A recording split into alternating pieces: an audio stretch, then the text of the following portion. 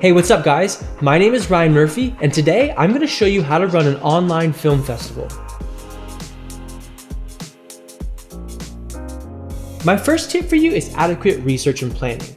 See how other film festivals, like Sundance Film Festival, has adjusted to hosting film premieres online.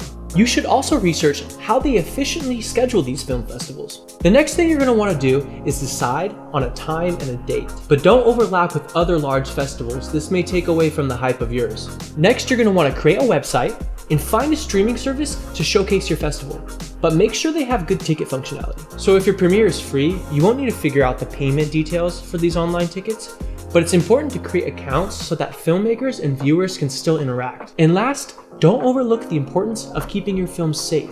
You don't want them leaked or pirated. Some other logistics to consider are curators, judges, awards, and other staff needed. You should also figure out policies for the filmmakers and festival goers, such as licensing, punctuality, and refund procedures.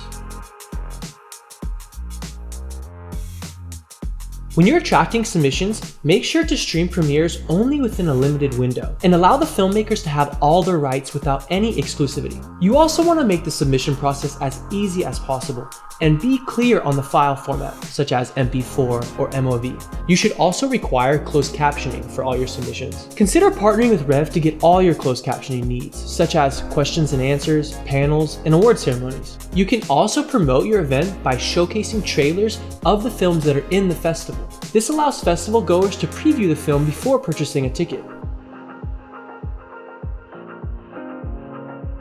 It's critical that your film festival be accessible to people who may be deaf or hard of hearing. Ensure closed captions are available for all your film premieres and festival recordings, such as panels or Q&As. Also, if you're attracting an international audience, you might want to consider having your English films translated to have foreign subtitles. This is also a service that Rev provides.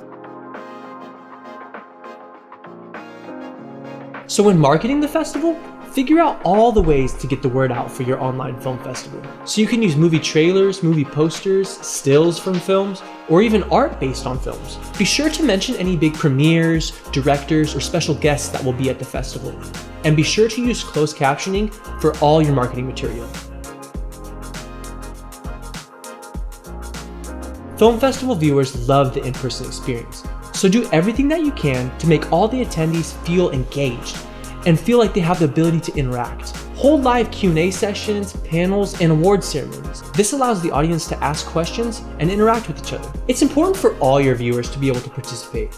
Be sure to use closed captioning, transcripts, and foreign subtitles whenever possible, especially with pre-recorded content. I really hope this video helped you understand what you need to get your film festival online. And if you'd like to learn more, click the link in the description below. Once again, my name is Ryan Murphy, and thanks for watching the video.